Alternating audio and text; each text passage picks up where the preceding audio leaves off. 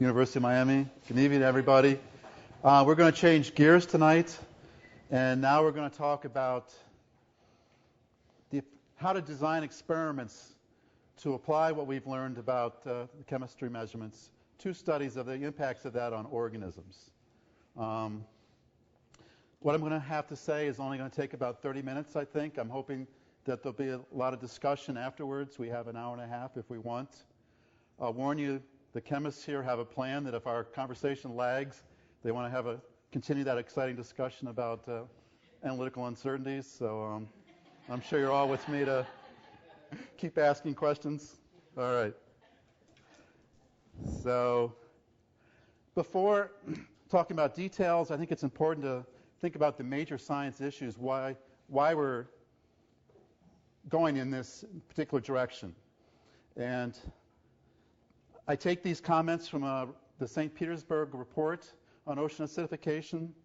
And one of the points that was made is that one of the most important issues is to determine the calcification response to elevated CO2 of planktonic organisms, coccolithophorids, foraminifera, shelled pteropods, and benthic calcifiers, including corals, coral and algae, mollusks, and echinoderms, just to name a few.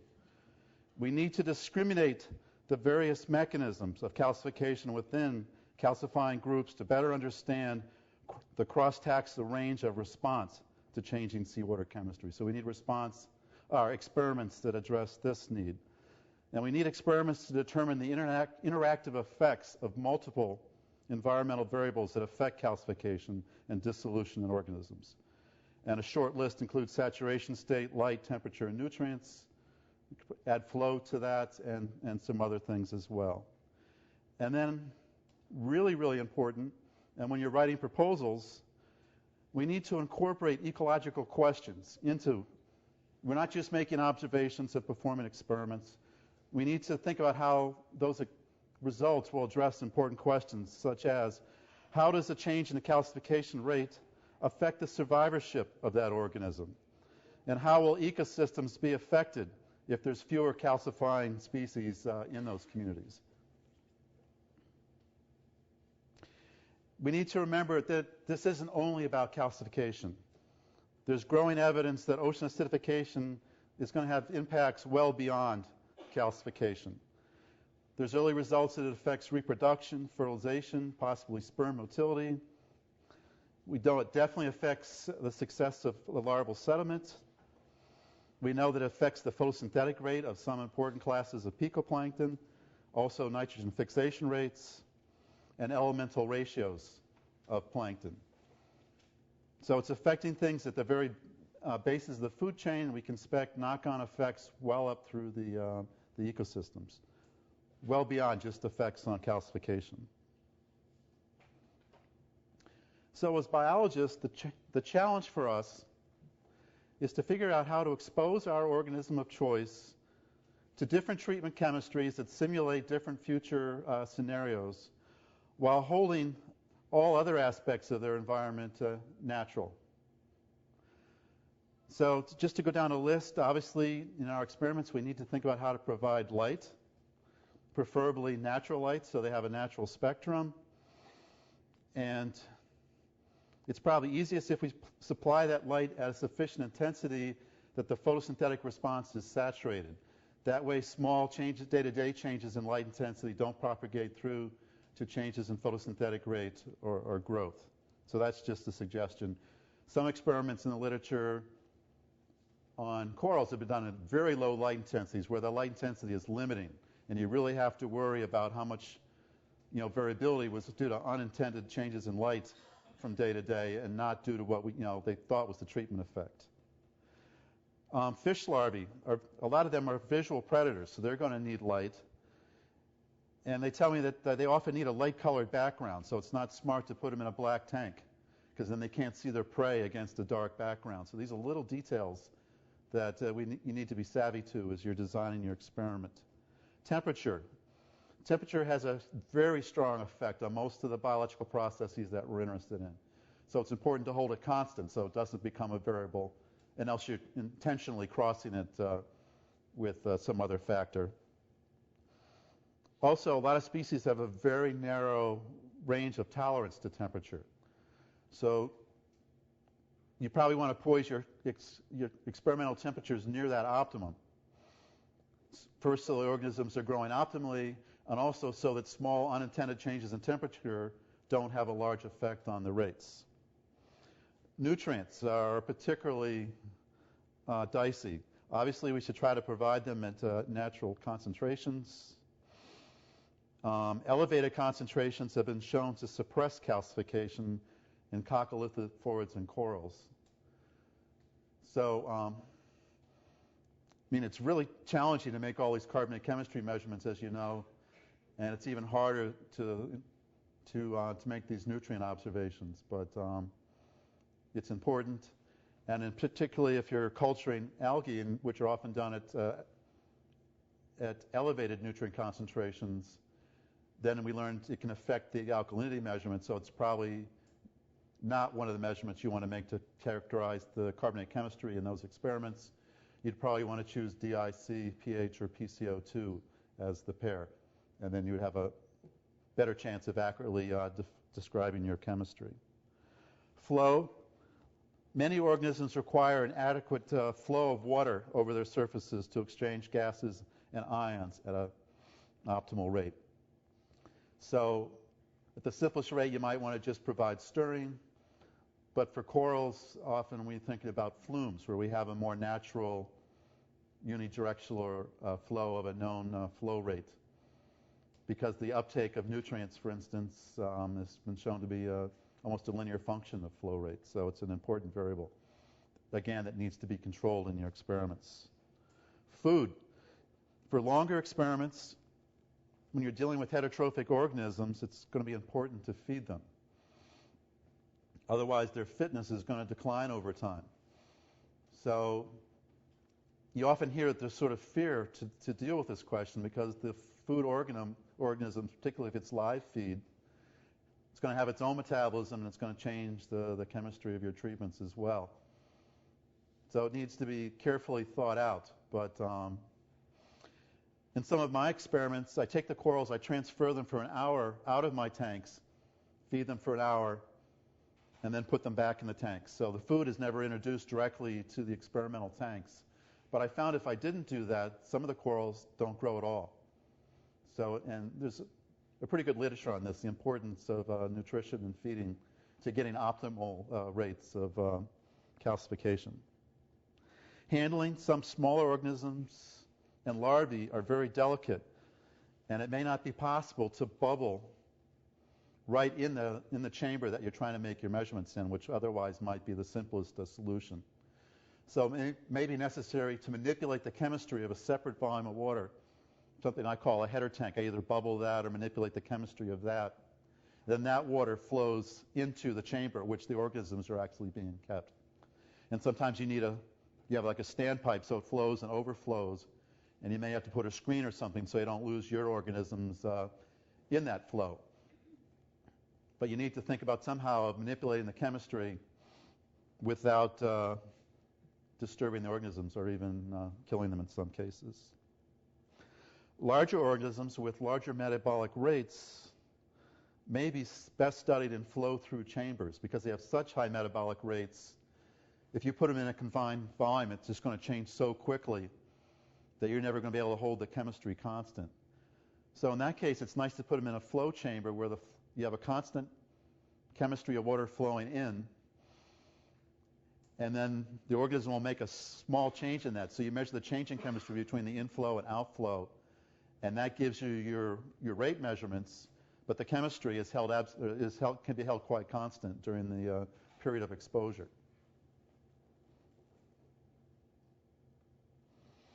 So some things to think about when you're designing an OA experiment.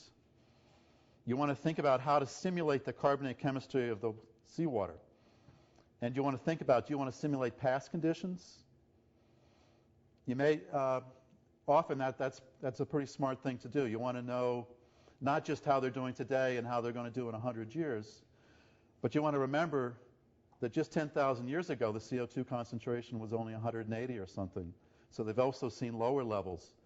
So by exposing them to a broader range of CO2 and chemistry, you might learn something much more interesting and be able to project, make statements that are of interest to geologists and not just to what's going on in the future.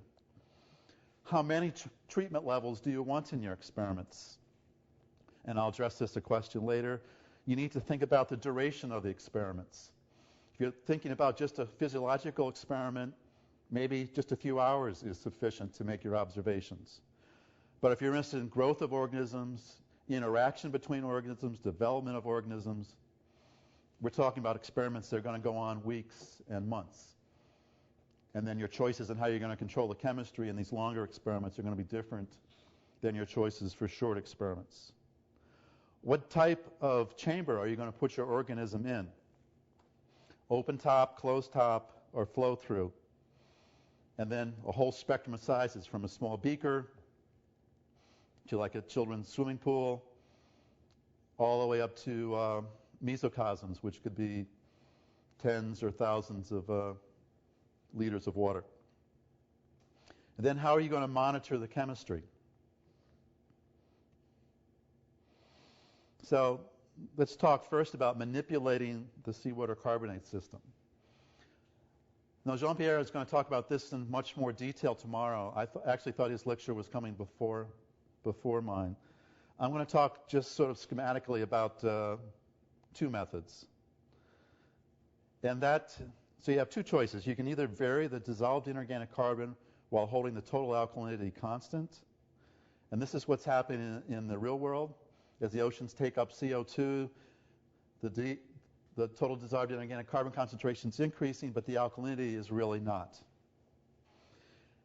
Alternatively, you can vary the total alkalinity while holding the dissolved inorganic carbon concentration constant. And this is what's been used in a lot of experiments to date. So if you hear of an experiment where they've added acid to simulate changes, that's an example of where they're varying the alkalinity and holding the DIC constant. This particular manipulation can simulate quite accurately some aspects of the real world scenario. And it could perfectly simulate changes in carbonate ion concentration or pH, but not both simultaneously. I mean, not perfectly, anyway. So these are things you need to keep in mind. So if you vary the dissolved inorganic carbon concentration while holding alkalinity constant, there's really two ways to do it. And one is to bubble it with CO2-enriched air. And this is quite practical for small-scale experiments or short-term experiments. For small-scale or short-term experiments, you could just buy cylinders of premixed gas at exactly the concentrations you want, and they'll last several days and be more than sufficient to treat the volume of water that you might need for your experiment. However, for larger experimental setups or longer experiments, I think you're going to find it more economical to make your own mixtures. And I'll show you how I'm doing this. And it involves taking outside air and mixing it with a stream of pure CO2 gas in different ratios. And you can obtain pretty much an endless supply of these different gas mixes. And I find that a single cylinder of CO2 can last a year or 2 years in this scenario. So a very economical way of getting CO2 mixtures. For very large experiments or experiments underwater, it's not practical to bubble. And there, I think what you want to do is make chemical additions. And if you add bicarbonate first, you can add a sufficient bicarbonate to increase the dissolved inorganic carbon concentration to whatever future level you're trying to simulate, either a 560 or an 800 ppm scenario. You calculate what the DIC concentration would need to be to get that PCO2 at whatever the alkalinity is of your treatment water. And then you weigh out and add that much bicarbonate salt to your system. When you do that, you're also increasing the alkalinity. But what you can do now is add hydrochloric acid to precisely neutralize that increment of increase in alkalinity back down to exactly the alkalinity that you were starting at. And it's pretty simple to make these calculations and perform these additions. And the end result is a chemistry that's exactly the same as you would have achieved by bubbling. But in a really large mesocosm, like the biosphere experiment, it really wasn't feasible to bubble it. So once a week, we would just weigh out hundreds of pounds of sodium bicarbonate and carbonate and figure out exactly what alkalinity and inorganic carbon concentration we wanted in that acid and get exactly the target chemistries. And you can do it quite precisely.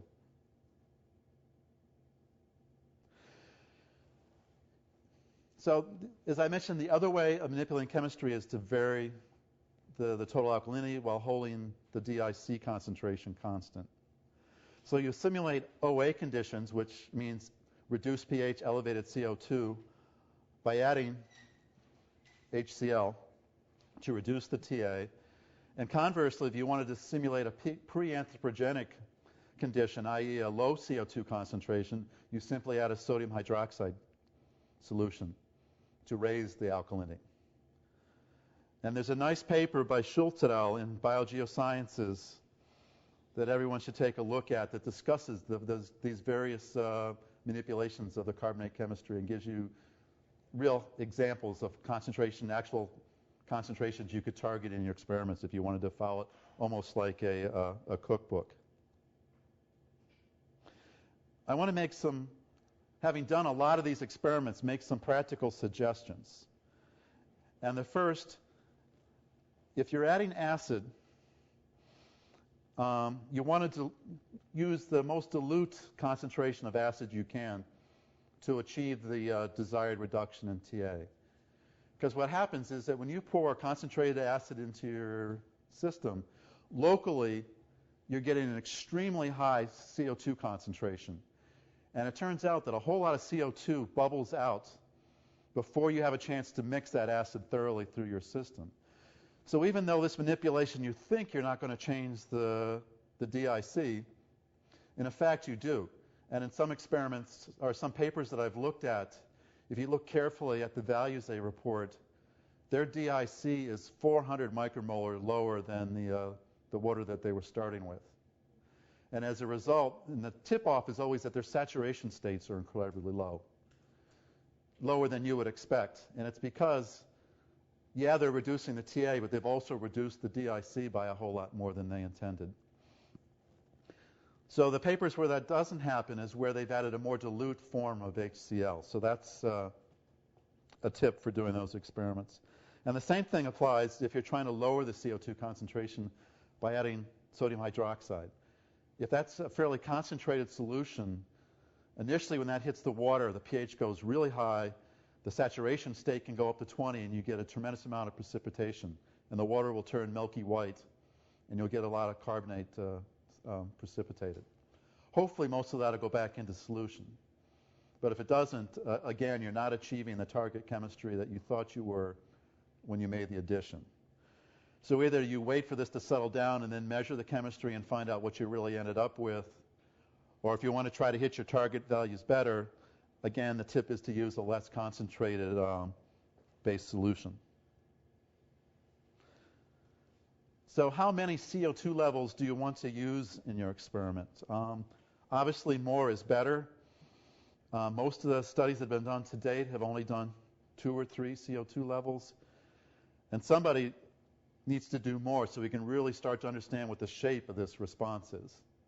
And I think as we learn about the shape of the response, it's going to have clues into it about the underlying mechanism. So if it's a straight line, it may well tell us that it's really saturation state that's controlling it. If we find that it has a saturation, at some saturation states, the biological response saturates or plateaus off, that's obviously telling us that some biological process has become limiting. And so maybe there's some transport limiting of calcium or carbonate to the static calcification that's becoming rate limiting at some point. So I think it's highly desirable to do some experiments where we start studying more levels. However, if you're doing an experiment where you're crossing CO2 treatments with one or more other environmental factors, and the typical ones are light, temperature, and nutrients, then you're probably going to be stuck with 2 levels, because you're already going to have sort of a 4x4 experimental matrix, and then you're going to have lots of replicate specimens at each of these, and then replicate tanks. You're going to have so many you're going to have replicates up the wazoo, and you got to measure the chemistry of each of these, individual little containers. It just becomes so labor intensive that you can't add that third CO2 level.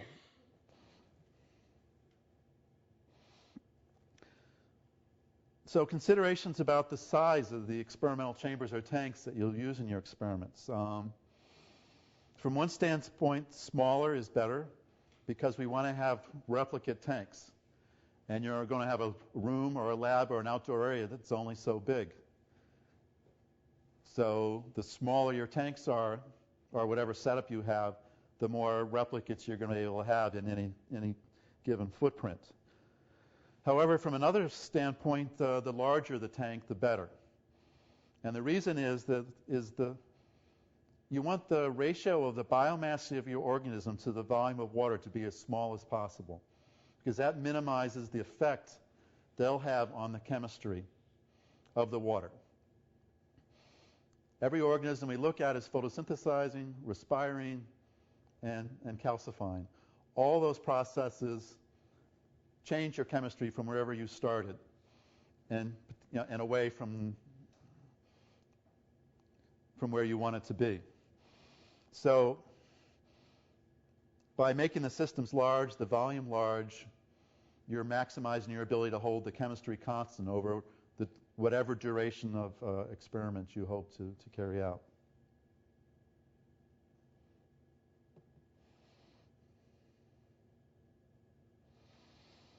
So next you need to think about the duration of your experiment. For studies of physiological responses, the actual observation period could be just a few hours to get your measurement of photosynthesis, calcification, respiration, whatever else you want to look at. But you probably want to do a lengthy preconditioning period that might be weeks or months. In fact, you might want to ramp up your chemistry from ambient to these elevated CO2 levels slowly, rather than just suddenly dropping them from 380 up to 560 or 800, which may shock them. So I like to do experiments where I start all my tanks at the same condition, and then slowly ramp up the conditions in my experimental tanks slowly to the target levels, and sometimes hold them there for weeks or months, so the organisms are well adapted, and hopefully their response is stable when you then launch into making your measurements. Long-term experiments to look at larval development, growth of adult organisms, whether we see any acclimation to elevated CO2, and interactions with other species are all dictate longer experiments. And this is a really important direction that we should be moving, because most of the experiments to date have been very short.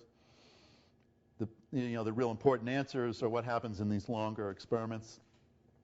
I've already heard in some conversations with people here of examples where the response of an organism, if it's held at a condition for weeks, is very different than its short-term exposure response to elevated CO2.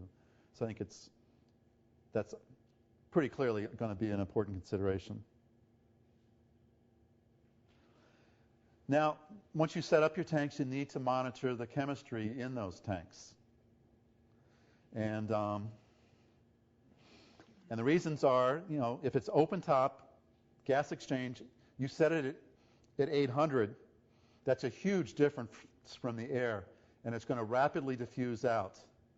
So you can't just set it there and hope that it's going to stay constant. So if in these experiments where you were just to dose it with acid at the beginning, say, it's going to exponentially, the CO2 level is going to fall over time. Bubbling is obviously a very nice way to hold the chemistry constant, or these pH stats that monitor the pH, and when the pH rises below or above a certain level, opens a valve and either adds acid or starts bubbling with CO2 until the pH drops back down, are two methods to hold pH constant against gas exchange, so you can maintain an elevated CO2 treatment over an extended period of time for a long experiment. Um, at a minimum, you need to monitor the chemistry at the beginning and end of an observation, even if the experiment's just a few hours in duration. Because even if it's a closed top, the activity of the organisms themselves are going to change the chemistry. So unfortunately, you see papers now where people only thought to measure the chemistry at the beginning of the experiment. And those just aren't publishable results, because we know that the results or the chemistry at the end of the treatment could be significantly different than where they started. And you just don't know how big that is. If their treatment levels were, separation between their treatment levels is large, maybe it's not catastrophic. But if they're trying to resolve the difference between 800 and 560, or between 560 and 380, I think I can remember instances where by the end of the experiment the chemistries had converged because they didn't take this into account. For longer experiments, you'd probably want to be monitoring the chemistry of your treatment water daily or weekly. And for this purpose, I think the combination of DIC and TA are probably the best. And my thinking here is that these samples can be taken and preserved. And so you don't have to analyze them. If you measure pH, you got to measure it or go analyze it immediately. And then often these experiments, as a biologist, you're just balls to the wall handling your organisms, and to try to keep up with the chemistry is just impossible. And sometimes these samples just have to be put aside and run after the biological part of the experiment's completed. Continuous monitoring is a very nice way to go. And the options here are to monitor the PCO2 continuously with an equilibrator. You can use pH as well. I suspect that over time the pH electrodes are going to foul, and else you're really careful in cleaning them and calibrating them. I think these equilibrator methods are going to be more reliable. And else you just take a pH meter, and spot check it around your tanks. But that's my main concern about the pH stats as well. It is for a long experiment. I mean, they work great for short-term experiments, but I worry about fouling of the pH electrodes. And then if you got an experiment with lots of tanks, often we have 12 tanks. You got 12 pH stats, 12 pH electrodes that you got to keep track of and hope that they're not drifting relative to each other. That's why I think it's better to take a water sample, and even though you don't get the results right away, really by God, you know what the treatment of your experiment. You invested a lot in this experiment. Don't go cheap on documenting the chemistry of the conditions of your tanks. So I think it'd be useful now at this point to see what a CO2 bubbling system looks like. I'm going to show you the system that I've built at the University of Miami. And it's pretty simple, really. Yeah.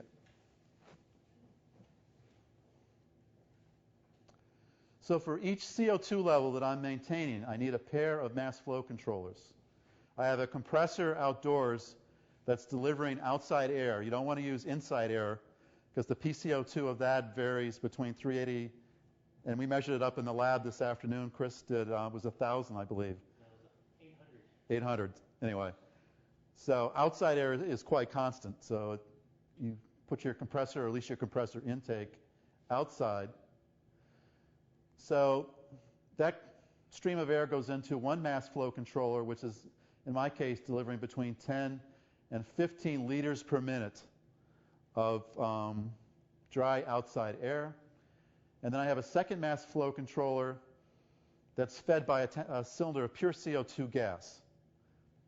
And by controlling the flow rates of these two gases, you can obtain any CO2 concentration you want, and really an endless supply of it.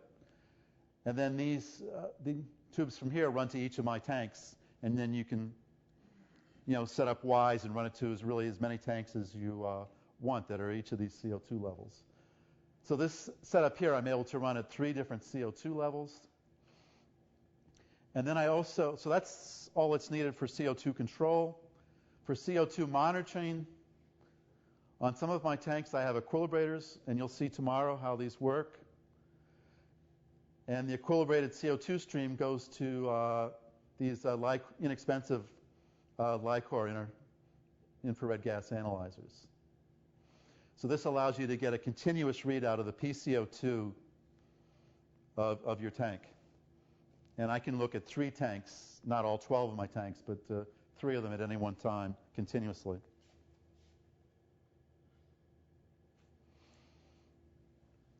So to calibrate my system, I'm monitoring the CO2 concentration of the CO2 and RIX mixture using one of those LICOR gas analyzers. I set the airflow rate constant and then vary the flow rate of the CO2 pure gas. And you'll see that the flow is just on the order of 2 to 10 milliliters per minute. A really low flow rate, and that's why even one cylinder can last you several years. And you get this relationship between CO2 flow rate and the CO2 composition of the mixture, and this is nice and stable over time.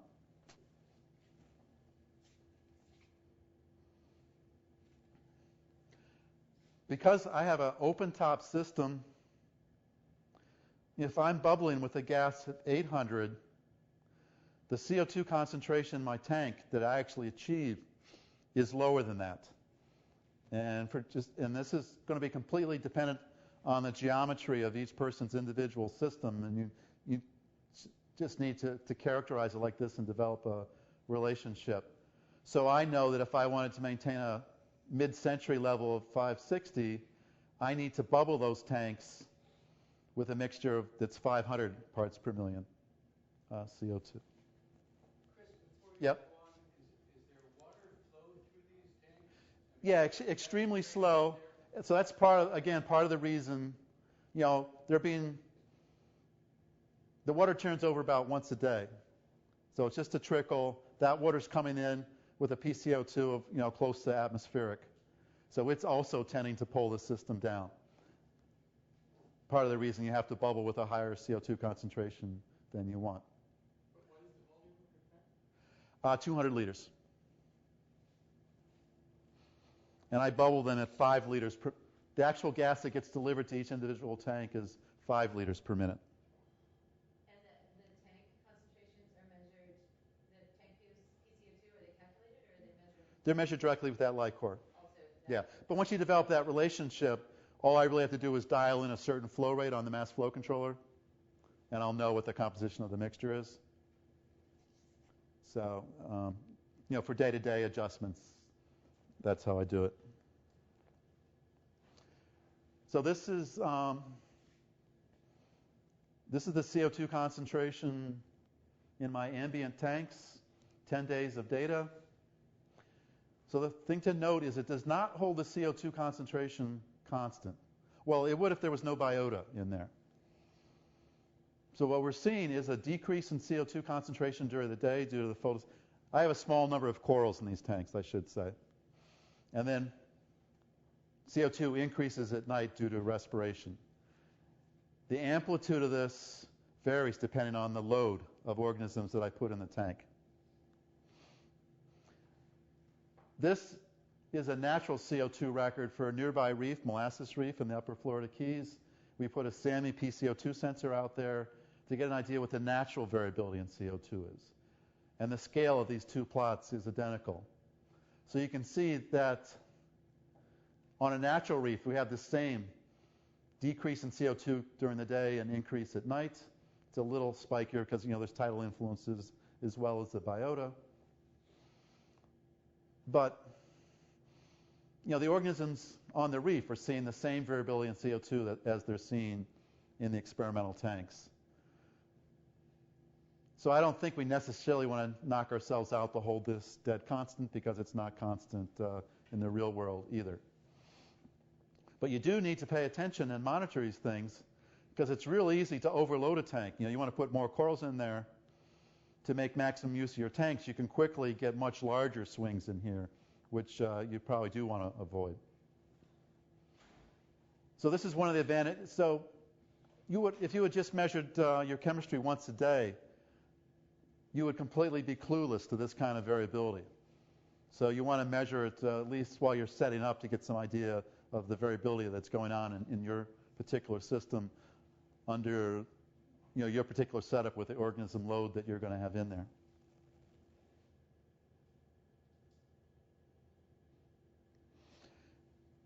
So on the left is the same comparison. This is my tanks being bubbled with CO2. And then Whitman Miller kindly provided some data from his pH stat system. I was very curious how constant they held the CO2 level in a tank. Because what's happening is, there's a certain threshold change in pH rise before the CO2 gas is turned on, and then it'll continue to bubble until the pH falls below that a certain pH cutoff. So whatever those settings are on the pH controllers, you're always going to end up with this sort of sawtooth behavior in your pH and in your PCO2. And these systems are widely available. I had a Colombian visitor that pulled out an aquaculture catalog and showed me 2 systems for $400 that are pH stat systems that hobbyists even are considering they may need to keep their aquaria going. So this may be the most economical way of controlling the chemistry in different setups that people want to consider because they're commercially available. And as you can see here, the performance isn't any worse or probably even a little better than we're achieving by the continuous bubbling.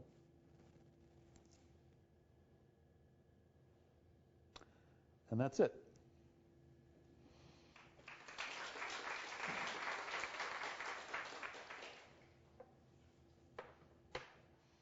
Probably you could have gotten that achievement if you had upped your bubbling rate, right? I mean, Yeah. He was putting a lot of CO2 in, and that's what let him. Yeah. Or putting a top on the tank would allow you to bubble with a concentration closer to the target level. I don't do that because I'm worried about condensation and the effect that'll have on the light that my organisms receive. Because as soon as you put a cover over a tank, you get condensation on the bottom, salt deposits, and pretty soon you're only getting a half or a third of the light that you were at the beginning. Andrew? You mentioned that you've just pumped outside air to provide your baseline. Did you consider the possibility of stripping the CO2 out of that air so that you were always starting from a very reproducible baseline? I started doing that, but I was going through such huge quantities of sodium hydroxide that at some point I decided, since I wasn't, until I want to work subambient, that I wasn't going to do that. But I have done that, and that works very well. And then for months I could hold the PCO2 of the air, essentially at 0. But then the problem in Miami is the air is very humid. So one of the first things I had to discover was how to dehumidify massive volumes of air. Because if I didn't, that moisture would get into the sodium hydroxide, create this very caustic solution, which sometimes, if I wasn't careful, got into the mass flow controllers and destroyed them. So that's the real reason I decided to get rid of the scrubber until I really wanted to or needed it for an experiment. I'm sorry. You got the microphone. Go ahead, Tim.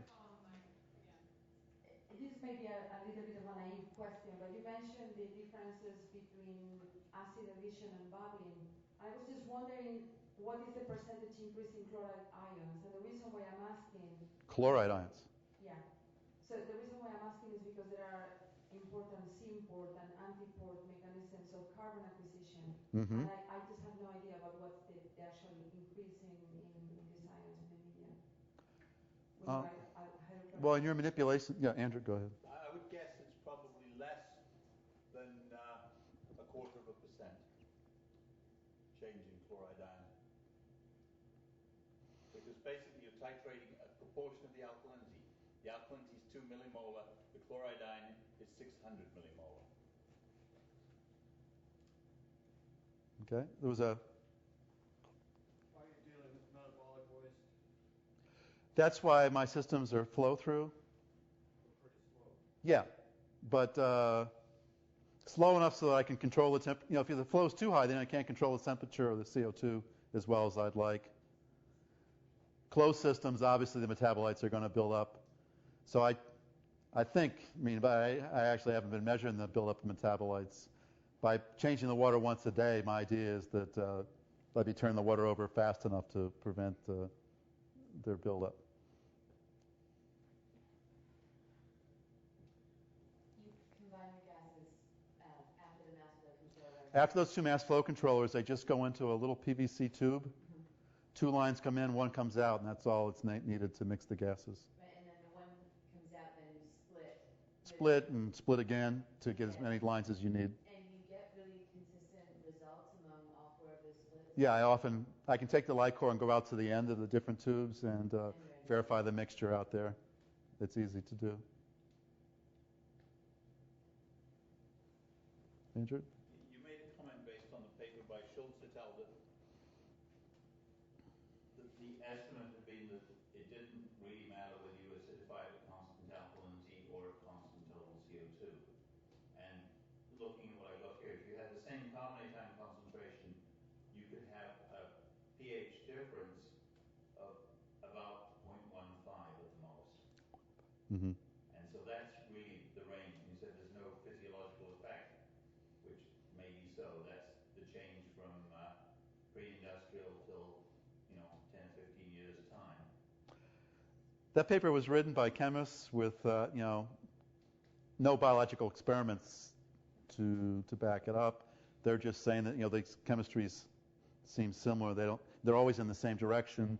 Probably they don't make a difference. Really, we need experiments where we put these two manipulations side by side, and only then will we really lay this question to rest. And we'd have to, the answer could be different for different organisms, so there's going to have to be a pretty thorough study of this, I think. Or we stick with the bubbling and the bicarbonate and acid addition, the 2 ones that are completely natural, and sort of forget about the acid addition experiments will become sort of a curiosity, and we don't have to resolve that question really. It's only if we want to continue down that line of manipulation.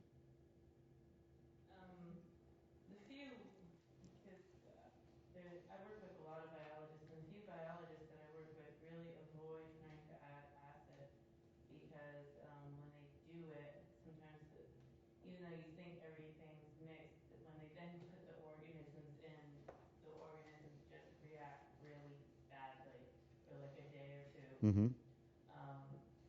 So they've tried to do it with bubbling CO2, but correct me if I'm wrong, I just realized while you were talking about varying DIC and trying to keep alkalinity constant, that if you have organisms that are taking up some of your like phosphate and silica and nitrogen, then you're varying both, aren't you? Like if you're dealing with phytoplankton, Mm-hmm. but adding the acid isn't a good option either because so you never can achieve a one constant and one variable very well for long-term experiments. Well, if you bubbled, then you're changing the DIC. That manipulation doesn't change the TA. And then if you keep the biomass of your organisms low so that they're not, and then you have some sort of flow, you can minimize the change in the drawdown of nutrients. I think that would be the solution. So in culture experiments, if you work at very low phytoplankton concentrations, you can minimize the change in concentration of nutrients over the course of your experiment by doing what we call semi-continuous culturing. Deborah, are you guys?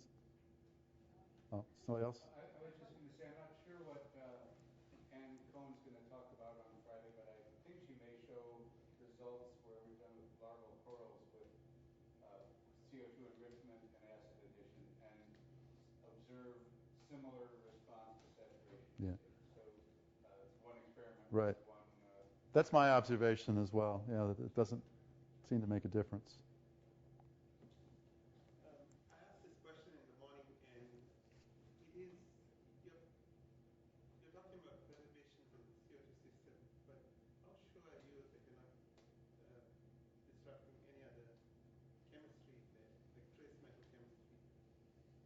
By bubbling? Not by bubbling, by just changing the pH Oh. Well, I mean, you are to some extent, and Andrew can probably answer that better than me. You're certain to be changing those.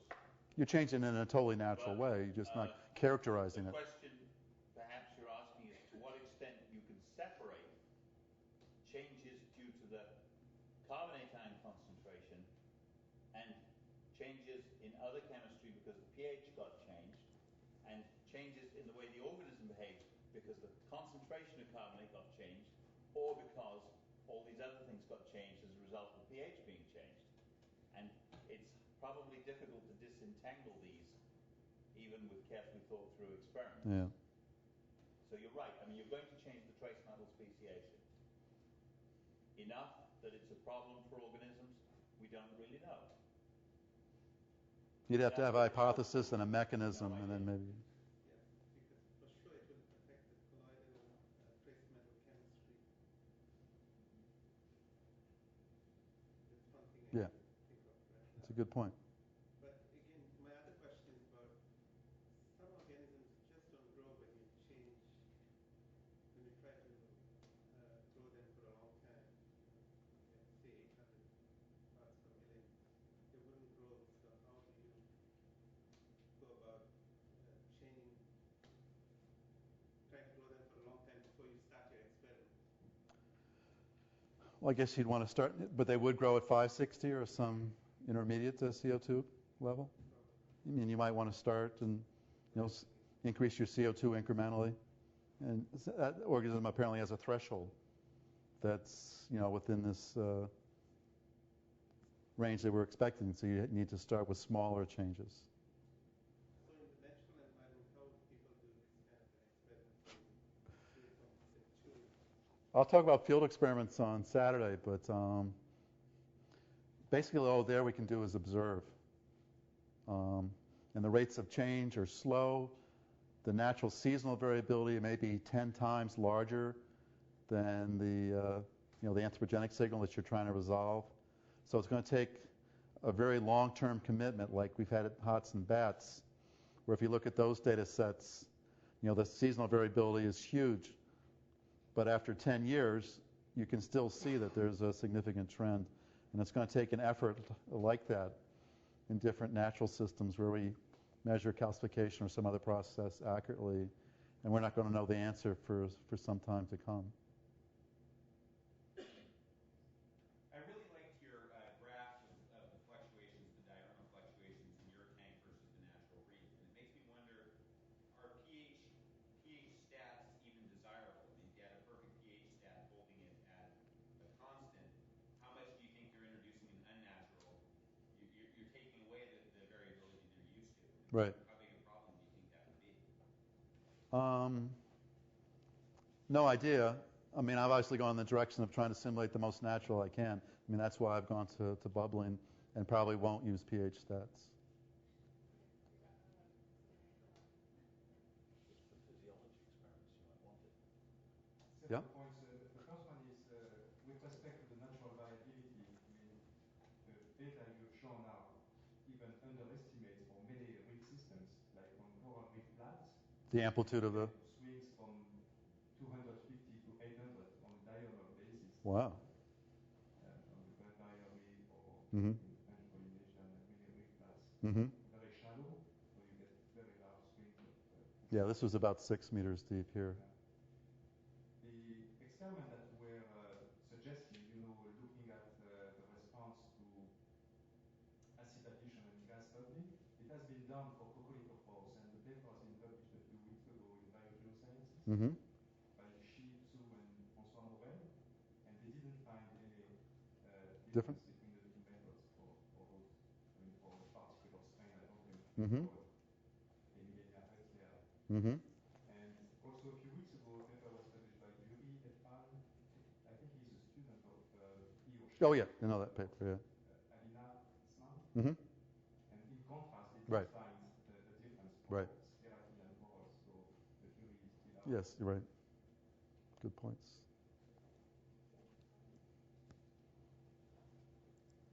You mentioned long-term experiments, and my question is, how long is a long-term phytoplankton, we tend to look at generation times because evolutionary rates are driven from Mm-hmm. generation times. How do you do that in corals or in organisms with, low generation times, or, organisms that divide once a year, twice a year? Right. So you may not do experiments that are long relative to generation times, but you want to do it long relative to whatever mechanism might be involved in acclimation. So how long is it going to take that organism to maybe express some new gene and produce some new protein so that it can pump calcium or carbonate more strongly against a bigger gradient, for instance. And who knows what that time scale is. But that's a really central question. Yeah. So I think we need experiments where we vary things on different time scales. I did some experiments where I varied the saturation state on a daily time scale, and then experiments where I held the saturation states constant for 4 months before altering them. And then you plot calcification rate as a function of saturation state for these two kinds of experiments. And if there's been no acclimation, then the two lines are either have the same slope or are right on top of each other. But what I found was that when I changed saturation state on a longer, so I gave them 4 months, more time to acclimate, the slope of that line was a little shallower, suggesting that somewhere between days to 4 months, some acclimation had set in. And a priori, you have no idea. You just have to sort of go in blind and maybe vary things on different time scales and hope for some interesting discovery. Until we have some better idea about mechanisms, and then maybe you can use your knowledge of mechanisms to formulate better hypotheses. But there is another way to look at the impact of perturbation experiments, that is to do in situ experiments and to make use of CO2 vents. And it also answers partly the question that Deborah was asking, at least for benthic organisms. Jason Spencer and colleagues, they've done observations at the island of Ischia, mm-hmm. that's off Naples in the Mediterranean. And there are CO2 vents there, which have been documented for at least 3,000 years. And there is a gradient of pH from Right. 8.1 to 7.4. Mm-hmm. Of course, it's not a well-controlled experiment because depending on the current speed and direction, you get relatively large changes in pH. But even so, I think it's quite an interesting site to assess the potential for acclimation and even adaptation of those organisms. And clearly, there are no calcifying organisms closer to the vents. So that suggests that there may not be any adaptation. That's mollusks, sea urchins, right. coralline algae, biozoans. Can I just add like what Jean-Pierre was saying? I've actually taken a look at some of these biscuit samples, and yeah, it really does seem to be the sample needs to be there in drops. And there is no gradient. The calcifying organism is there or not. You would classify it as a pH gradient. So I think yes, perhaps, but bed sampling, it's going to be quite difficult to do that. I think in very short environments. I don't know which data you are referring to. I'm referring to published. Jason sent some samples. Okay. So, but the publications that Jason and Sophie Martin have published clearly show that there is, for example, Sophie showed that there is no epiphytes, calcareous epiphytes on seagrass leaves close to the vents. I mean, clearly there is a gradient in the weight of calcium carbonate on Posidonia oceanica leaves, blades, when you move from the vents outside the vents. So I agree, it's not a well-controlled experiment, but clearly it has an impact on the abundance and even absence of calcareous organisms. I think Andreas had a... Yeah, I'll wait for that.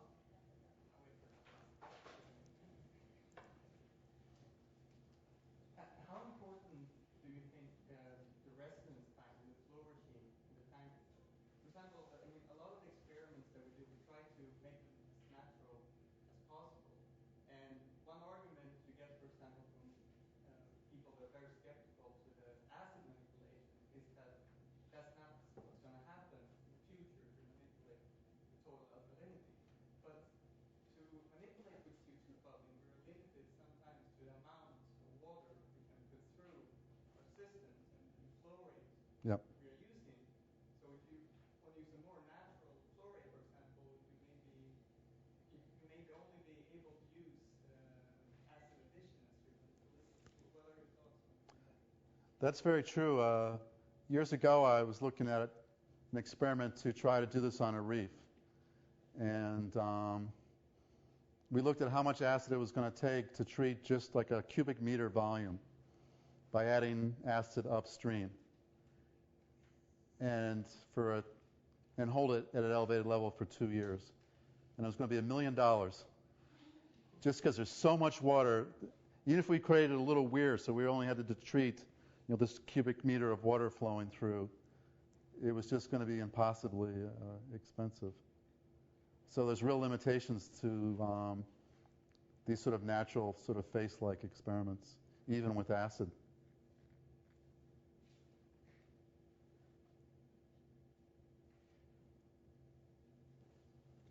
I have a question. I don't know whether it's too stupid.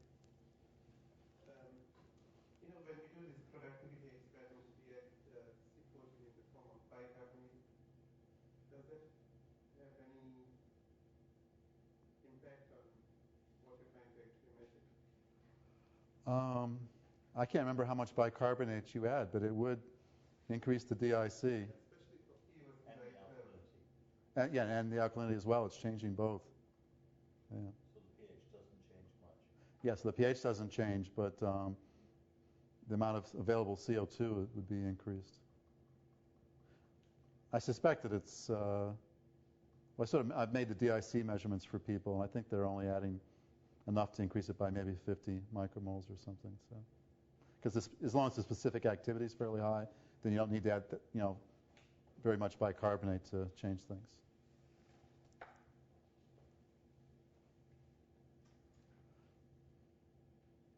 All right, do we want to get out of here? Any other comments from anyone? More uncertainty? Dwight? Just a real quick question with regards to the acid addition again. You had said that it would change the alkalinity, but and change the PCO2. But in an open system, there's going to be gas exchange that's going to try to achieve equilibrium with the air mass over it. So you may in fact not alter the PCO2 as much as the alkalinity.